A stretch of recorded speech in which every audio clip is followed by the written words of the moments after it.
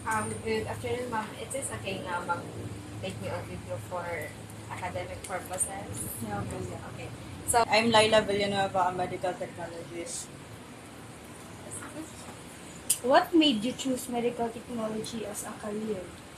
At first, dili jud ko ganahan medtech kay ako yung mindset kay ganan kong business related na course kay kwarta and feeling na ko diha ko mag-strive niya kanang na diagnose man si mama og naa siya brain tumor so murag para na ako na ay so para mas further makasabot ko sa iyahang sakit ug unsay mga needs niya why not choose medical related na course tas medtech kay na may nag-mention sa akong classmates sa una na medtech ingay nga na so intriga pa ko wala pagpili na ko wala na ko choice.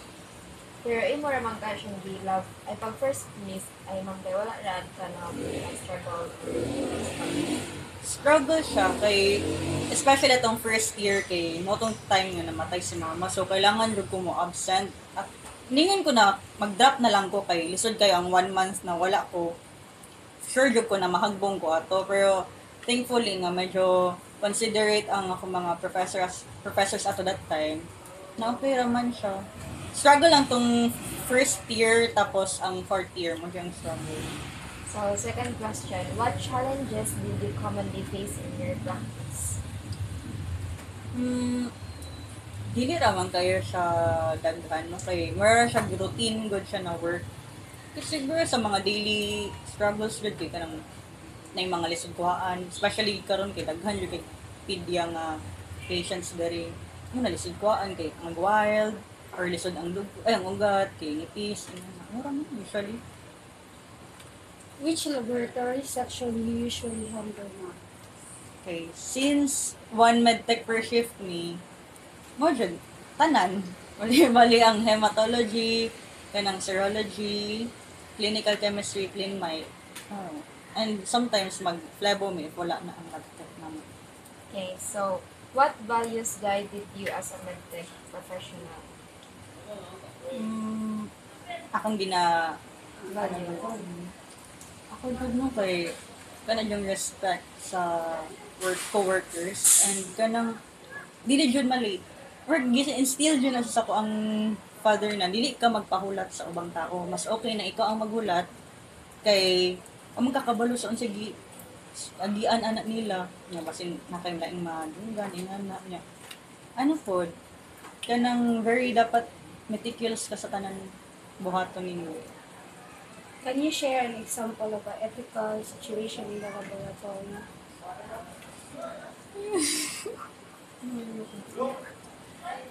Kanang what do you mean by ethical na Ethics sa medical In laboratory is how kanang jud well same sa kung gingan kanina na kanang time good kay kanang work mo good malayo nang good nimo i-practice na niya sa undergrad nga through that time kay mahasa man jud ka pero kana man good ethics na as a person kay mag-reflect man gud na siya sa imong work kung dili ka maayo sama sa imong mga kauban or like dili mo i-respect ilang time na permit ikaw na lang magsige pa-adjust dili porket ikaw ang very visible kay daghang problema kay ikaw ra yung problema we don't know anything sa life sa imong coworkers but so ka na good respect good and unta ka lang like respect na very broad na time sa pagkatao okay. maiso na po Have you experienced a laboratory accident or incident and how was it handled?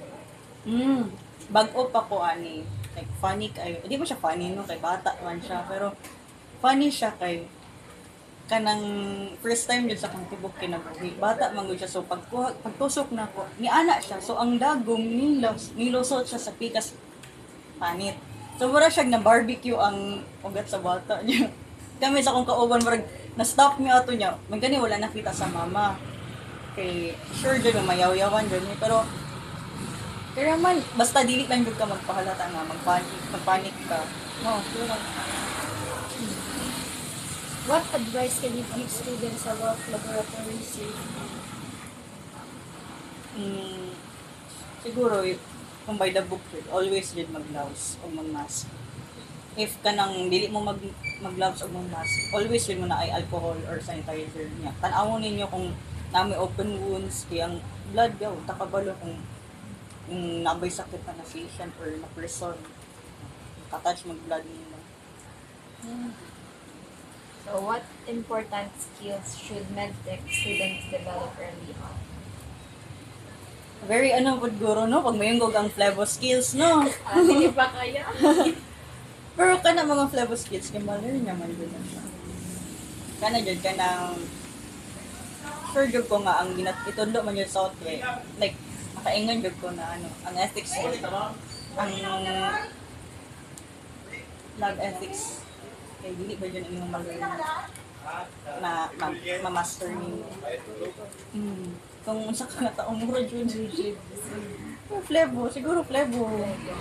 Di mo man dumingon sa medtech kay flevo. Pero ang tinod ana kay dili ra jud flevo kami ang medtech. Eh, mag-test pud biya ka. All around. All around jud. What do you enjoy most being as a medical technologist? Kung ang uban kay may nga sila enjoy sila mag-process. Okay, if ma-appreciate ko sa patient, may nga sila, buutan nangikay ka ma'am, or kanang gaan kay kag kamot ma'am. Oh. Hello! Which is very rare lang kay may makadungog gaan may kay. Ay uban na, dili mi makakuha or sa. Kung pato mo lagi sa una nakuhaan ko. Or naman yung mga ma-outweigh jud sa mga buotan nga patient ang mga bad reviews nila. Kung malipay jud ko appreciate mi kay dili ba jud ma-appreciate ang medtech kay dili ba nila makit-an jud always. Tawag sa medtech kay nurse. Pero malipay pa kung tawagon kog doktor. Doc. Kana. What advice would you give as a first year medtech student like us? Mag-study pero always listen to your body. If kapoy na jud inyong lawas, tulog mo. Kay ako di ko motuo nga kailangan ninyong magbilar para magsigig study. Kay what's the point if magbilar mo niya kapoy na yung utok. Dili naman jud na mo function.